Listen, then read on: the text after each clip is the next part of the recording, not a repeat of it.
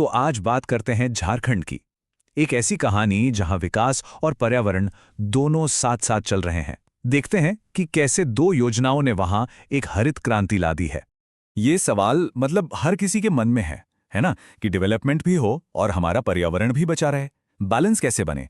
लगता है झारखंड के पास इसका एक दिलचस्प जवाब है, और वो भी एक नहीं बल्कि दो योजनाओं से। चलिए पता लगाते हैं। तो झारखंड का जो ग्रीन प्लान है ना, वो एक बहुत ही सोची समझी स्ट्रैटेजी है, दो तरफा, एक जो गांव की तरफ देखती है और दूसरी शहरों की तरफ। तो सबसे पहले चलते हैं साल 2016 में। तब लॉन्च हुई थी मुख्यमंत्री जन वन योजना। इसका फोकस पूरी तरह से ग्रामीण इलाकों पर था, और इसका आइडिया सच कहूं तो कमाल का था। किसानों को ही जंगल बढ़ाने का हीरो बना दिया जाए। तो ये योजना है क्या? देखिए, कॉन्सेप्ट बहुत सिंपल है। सरकार किसानों से कहती है कि अपनी जमीन पर पेड़ लगाओ और हम आपकी मदद करेंगे। इससे होता यह है कि राज्य में हरियाली भी बढ़ती है, और ये एक तरह से सरकार और लोगों के बीच एक असली पार्टनरशिप बन जाती है। और पता है, इस स्कीम की खूबसूरती यह है कि ये एक तीर से कई निशाने लगाती है। ये सिर्फ पेड़ लगाने तक सीमित नहीं है। इससे ग्राउंड वाटर भी बचता है, किसानों की कमाई भी बढ़ती है, और जो सरकारी जंगल हैं उन पर दबाव भी कम होता है ना कमाल? हाँ, पर एक मिनट, कोई किसान अपनी खेती वाली जमीन पर पेड़ क्यों लगाएगा? उसे तो फसल उगानी है। बिल्कुल सही सवाल है, और इसका जवाब छिपा है इस स्कीम के फाइनेंशियल इंसेंटिव में। तो जब ये स्कीम शुरू हुई थी ना, तो सरकार कहती थी कि ठीक है, पेड़ लगाने का जो भी खर्चा आएगा उसका 50% हम देंगे। ये एक अच्छी शुरुआत थी, पर असली गेम चेंजर तो इसके बाद आया। सरकार ने इस रकम को 50% से बढ़ाकर सीधा 75% कर दिया। सोचकर देखिए, पेड़ लगाने का 3/4 खर्चा अब सरकार उठा रही थी। ये सिर्फ एक मदद नहीं थी, ये तो किसानों के लिए हरियाली को एक फायदे का सौदा बनाने जैसा था। तो ये तो हुई गांव की बात। अब जरा शहरों की तरफ चलते हैं, क्योंकि वहां भी एक कहानी पक रही थी। साल 2021-22 में झारखंड लेकर आया शहरी वानिकी योजना।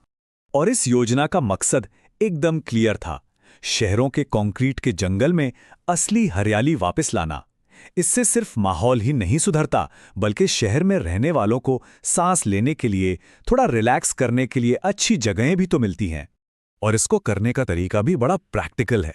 पहले तो ये देखो कि शहर में खाली जगह कहाँ है, फिर सड़कों के किनारे और उन खुली जगहों पर पेड़ लगाओ, पब्लिक पार्कों को बढ़िया बनाओ।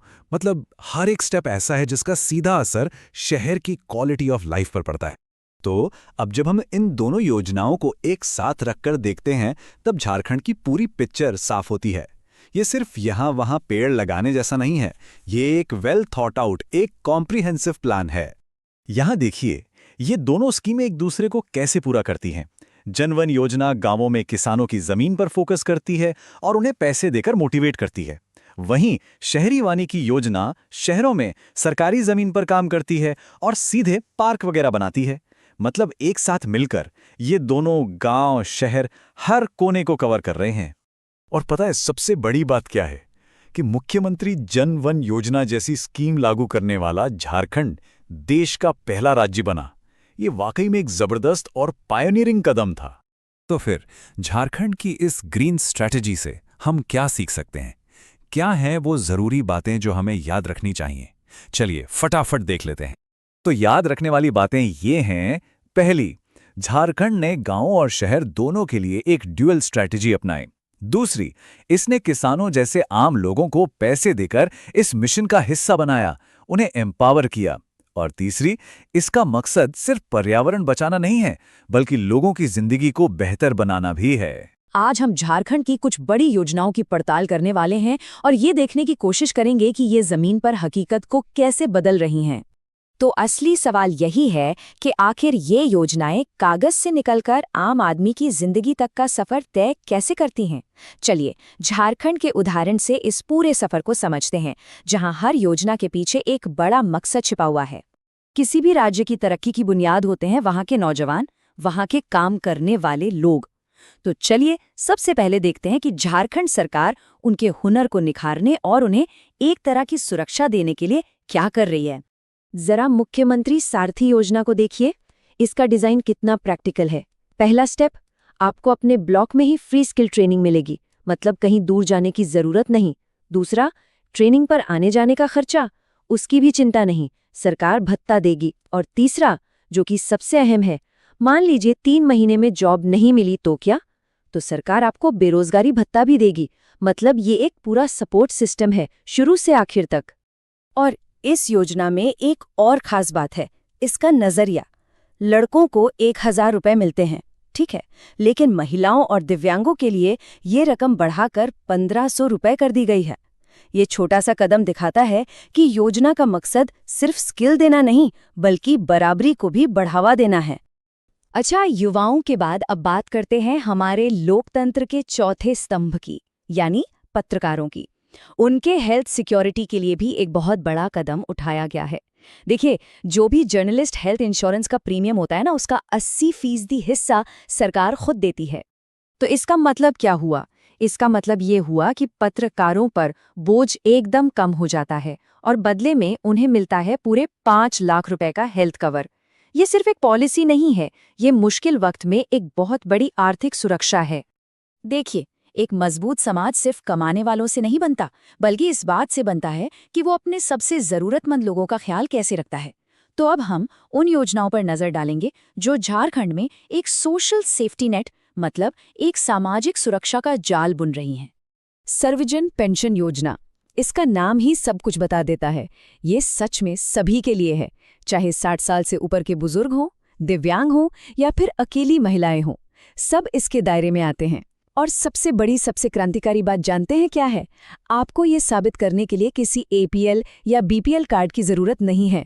सोचिए, इस एक शर्त के हटने से कितने ही जरूरतमंद लोग जो पहले सिस्टम से बाहर थे, अब इसका फायदा उठा सकते हैं। और मदद कितनी? हर महीने 1000 रुपए। और ये पैसा सीधा, मतलब बिल्कुल सीधा, लाभार्थी के बैंक अकाउंट में जाता है। कोई बिचौलिया नहीं, कोई झंझट नहीं। इससे ना सिर्फ पारदर्शिता रहती है, बल्कि लोगों को अपनी छोटी बड़ी जरूरतों के लिए सम्मान के साथ जीने का हक मिलता है।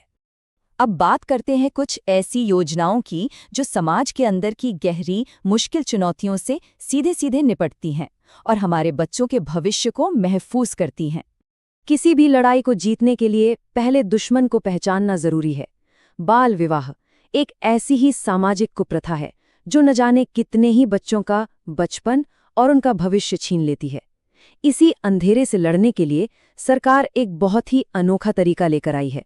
ये है मुखबिर योजना। इसका कॉन्सेप्ट बहुत सीधा है।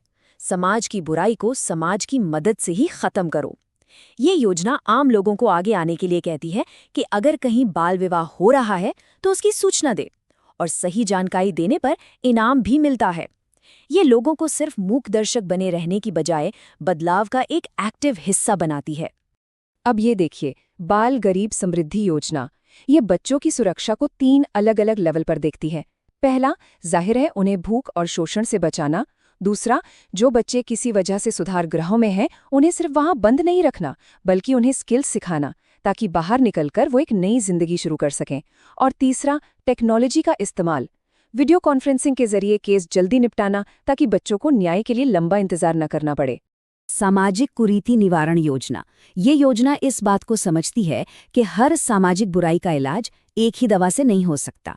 जैसे डायन प्रथा, जो एक अंधविश्वास है, उससे लड़ने के लिए जागरूकता अभियान चलाए जाते हैं, वर्कशॉप्स होती हैं ताकि लोगों की सोच बदले। वहीं दूसरी तरफ दहेज प्रथा को रोकने के लिए जो दहेज मुक्त शादी करते हैं, उन्हें सीधे आर्थिक मदद दी जाती है। मतलब एक तरफ सोच बदलने पर जोर है तो दूसरी तरफ एक प्रैक्टिकल इंसेंटिव भी है। तो ठीक है, हमने लोगों को हुनरमंद बनाने की बात की, उन्हें सामाजिक सुरक्षा देने की बात की। अब बात करते हैं उस बुनियाद की जिस पर एक बेहतर भविष्य टिकता है, यानी राज्य का इंफ्रास्ट्रक्चर। झारखंड के शहरी विकास का सपना कितना बड़ा है, ये सिर्फ एक आंकड़ा बता देता है। $147 मिलियन। ये कोई छोटी रकम नहीं है। ये भारत सरकार, झारखंड सरकार और वर्ल्ड बैंक के बीच हुआ एक बहुत बड़ा समझौता है, जिसका सीधा मकसद शहरों की काया पलट करना है। तो सवाल ये है कि ये $147 मिलियन आखिर जाएगा कहाँ? इसका पूरा फोकस उन बेसिक चीज़ों पर है जो शहरी जिंदगी की क्वालिटी तय करती हैं, जैसे साफ पानी की सप्लाई, बेहतर सीवरेज सिस्टम और अच्छी सड़कें। और ये कोई शॉर्ट टर्म प्लान नहीं है। इसके लिए वर्ल्ड बैंक से 22.5 साल का लोन लिया गया है। मतलब ये एक लॉन्ग टर्म इन्वेस्टमेंट है। देखिए, किसी भी बेहतर भविष्य की नर्सरी तो स्कूल ही होते हैं, है ना? और मुख्यमंत्री स्वच्छ विद्यालय पुरस्कार योजना इसी सोच को जमीन पर उतारती है। ये सिर्फ कोई अवार्ड नहीं है, बल्कि स्कूलों के बीच सफाई को लेकर एक हेल्दी कंपटीशन जगाने का तरीका है। आप देख सकते हैं, अलग अलग कैटेगरी के लिए डिस्ट्रिक्ट लेवल से लेकर स्टेट लेवल तक अच्छे खासे इनाम रखे गए हैं। ये हर स्कूल को मोटिवेट करता है कि वो बेहतर से और बेहतर करे। और ये कोई 1-2 स्कूलों की बात नहीं है। हर साल पूरे 119 स्कूलों को ये अवार्ड दिया जाता है। इसका असर सोचिए, पूरे राज्य में सफाई के स्टैंडर्ड्स ऊपर उठ रहे हैं और हजारों बच्चों को पढ़ने लिखने के लिए एक साफ सुथरा और हेल्दी माहौल मिल रहा है। शुरुआत होती है संपत्ति को सुरक्षित करने से। लेकिन रुकिए, जब हम संपत्ति की बात करते हैं तो सिर्फ जमीन या मकान की बात नहीं हो रही है। यहाँ कहानी की शुरुआत एक बहुत ही अलग, कह सकते हैं एक अप्रत्याशित चीज से होती है। वो है मवेशी। हाँ, सही सुना। सबसे पहले गायों के लिए एक योजना लाई गई। सुनने में थोड़ा अजीब लग सकता है, लेकिन यह सच है। साल 2017 में एक स्कीम शुरू हुई जिसके तहत उन्हें एक यूनिक आइडेंटिटी नंबर दिया गया। अब ये होता कैसे था? देखिए, पूरा प्रोसेस काफी सिस्टमैटिक है। हर गाय को एक 12 डिजिट का यूनिक कोड मिलता है। फिर उस कोड का एक टैग जानवर के कान में लगा दिया जाता है। और सिर्फ इतना ही नहीं, उसकी उम्र, लिंग, ऊंचाई, रंग, सींग कैसे हैं, ये सारी जानकारी एक सेंट्रल डेटाबेस में रिकॉर्ड हो जाती थी। तो ये तो हुई पशुधन की बात। अब जानवरों के बाद बारी आती है एक और भी जरूरी संपत्ति की, जमीन। और हम सब जानते हैं कि जमीन के मामले में धोखाधड़ी और लड़ाई झगड़े कितने आम हैं। ये एक बहुत बड़ी समस्या रही है। तो इस समस्या का हल निकालने के लिए आई आल्पिन योजना। इसका मकसद था जमीन से जुड़े विवाद, ओनरशिप को लेकर होने वाली धोखाधड़ी और रिकॉर्ड्स का ठीक से ना होना, इन सब झंझटों को खत्म करना। तो किया ये गया कि जमीन के हर टुकड़े को, यानी हर पार्सल को, एक 15 डिजिट का यूनिक नंबर दिया गया और इसे सीधा मालिक के आधार नंबर से लिंक कर दिया गया। मतलब पूरी तरह से सिक्योर। अच्छा, तो संपत्ति तो सुरक्षित हो गई। अब बात करते हैं लोगों की, यानी जिंदगी को सुरक्षित करने की। इसके लिए सरकार ने कई ऐसी पेंशन योजनाएं बनाई हैं जो समाज के कुछ खास, मतलब जो कमजोर वर्ग हैं, उन्हें सीधी आर्थिक मदद देती हैं। अगर हम कुछ मुख्य पेंशन योजनाओं पर नजर डालें तो इसमें राज्य के मजदूरों के लिए, विधवाओं और दूसरे जरूरतमंद लोगों के लिए और दिव्यांगजनों के लिए भी योजनाएं शामिल हैं।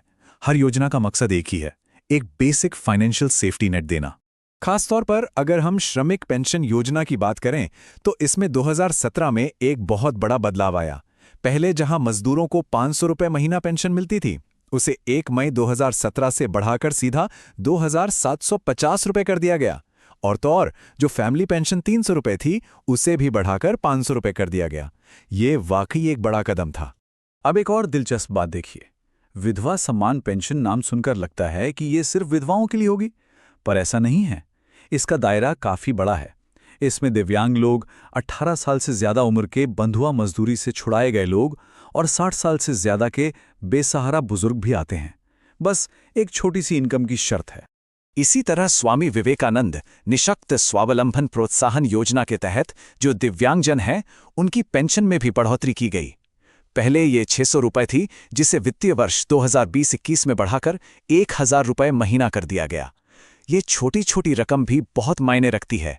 तो अब तक हमने कुछ खास ग्रुप्स के लिए बनी योजनाओं को देखा, लेकिन क्या हो अगर कोई जरूरतमंद इन योजनाओं के दायरे में ना आए? यहीं पर एक बड़ी और ज्यादा व्यापक सोच सामने आती है, यानी लक्षित योजनाओं से आगे बढ़कर एक यूनिवर्सल पहुंच की ओर जाना।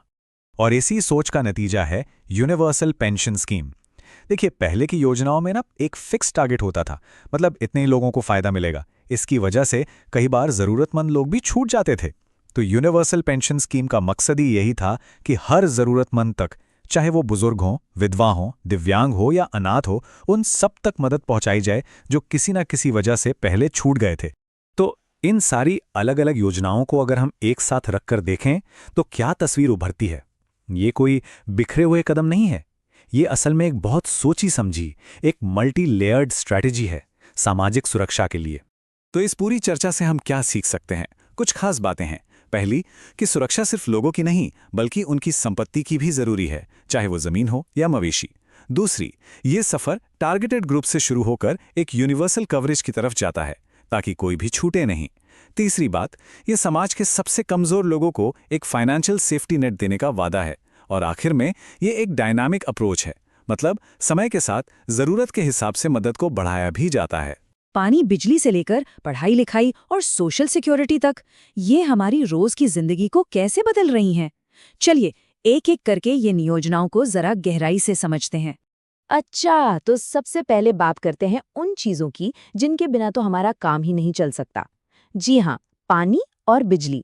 देखते हैं कि सरकार इन बेसिक जरूरतों को हर घर तक पहुंचाने के लिए आखिर कर क्या रही है। तो पहली योजना है हर घर जल योजना, और इसका जो मॉडल है ना, वो बहुत ही सिंपल और इफेक्टिव है। देखिए, पहले स्टेप में नदी के पानी को ट्रीट किया जाता है, मतलब उसे साफ करते हैं, और फिर दूसरे स्टेप में उसी साफ पानी को पाइपलाइन से सीधा घरों तक पहुंचा दिया जाता है। कहने का मतलब है, अब पानी के लिए कहीं दूर जाने का झंझट ही खत्म। अब जाहिर सी बात है, इतने बड़े काम के लिए पैसा भी तो बड़ा लगेगा।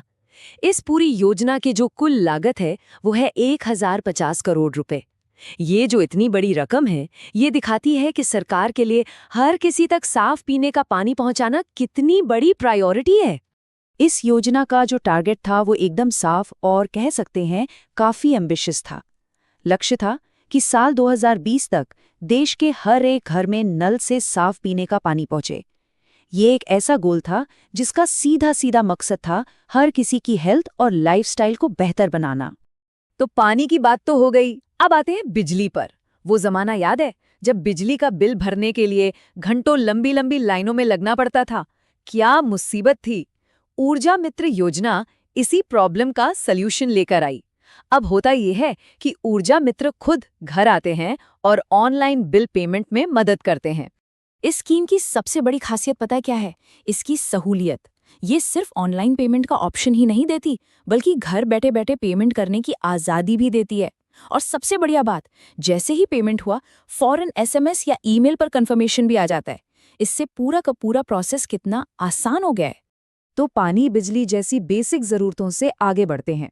अब हम उन योजनाओं पर नज़र डालते हैं जो समाज के अलग अलग लोगों को, खासकर बच्चों और हमारे बुजुर्गों को एक सहारा देने के लिए बनाई गई हैं। तो शुरुआत करते हैं सरस्वती योजना से। इस योजना का मेन मकसद है जो मैन्युफैक्चरिंग सेक्टर में काम करने वाले मजदूर हैं, उनकी बेटियों को फाइनेंशियल हेल्प देना, ताकि उनका भविष्य, उनका फ्यूचर सिक्योर हो सके।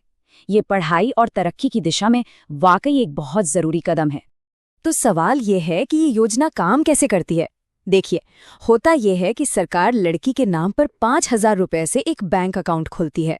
फिर अगले 5 साल तक सरकार हर साल उसमें 5000 रुपए और डालती है, और ये जो पैसा इकट्ठा होता है उसे बाद में लड़की की पढ़ाई या फिर शादी के लिए इस्तेमाल किया जा सकता है।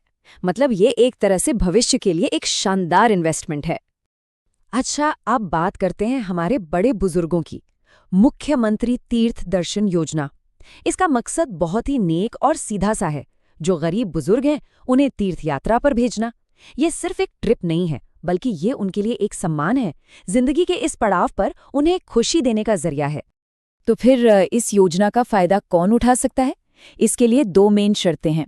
पहली तो ये कि उम्र 60 साल या उससे ज्यादा होनी चाहिए, और दूसरी शर्त यह है कि वो व्यक्ति गरीबी रेखा से नीचे हो। इन शर्तों से ये पक्का हो जाता है कि मदद उन्हीं लोगों तक पहुंचे जिन्हें इसकी सबसे ज्यादा जरूरत है। और जाहिर है, इतनी बड़ी योजना को सही तरीके से चलाने के लिए एक मजबूत पार्टनर की जरूरत पड़ेगी। तो इसके लिए सरकार ने IRCTC यानी Indian railway catering and tourism corporation के साथ हाथ मिलाया है। IRCT का जो एक्सपीरियंस और नेटवर्क है ना, उसकी वजह से ये तय हो जाता है कि हजारों बुजुर्गों की ये यात्रा सेफ, आरामदायक और एकदम व्यवस्थित हो। चलिए, अब हम अपने डिस्कशन के आखिरी हिस्से में पहुंच गए हैं। इसमें हम उन योजनाओं पर बात करेंगे जो लोगों को फाइनेंशियली इंडिपेंडेंट बनाने और देश के विकास में उनकी भागीदारी बढ़ाने पर जोर देती हैं। ये है जोहार योजना, और ये योजना ना 2 तरह से मदद करती है।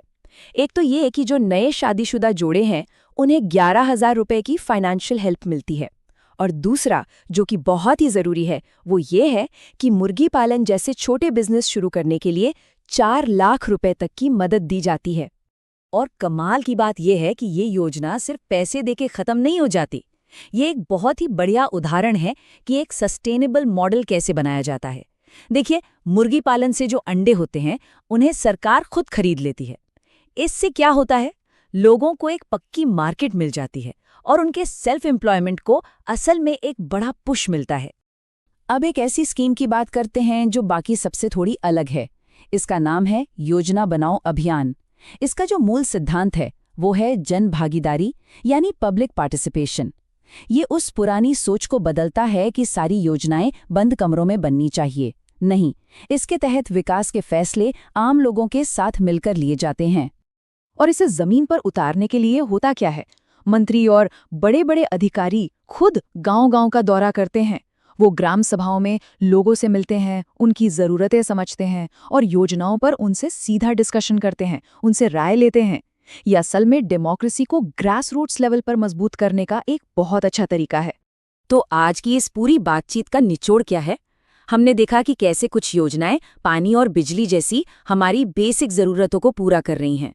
वहीं कुछ स्कीम्स बेटियों और बुजुर्गों को एक सोशल सिक्योरिटी देती हैं, और कुछ योजनाएं लोगों को आत्मनिर्भर बनाकर और विकास में उनकी आवाज़ को शामिल करके उन्हें एम्पावर करती हैं।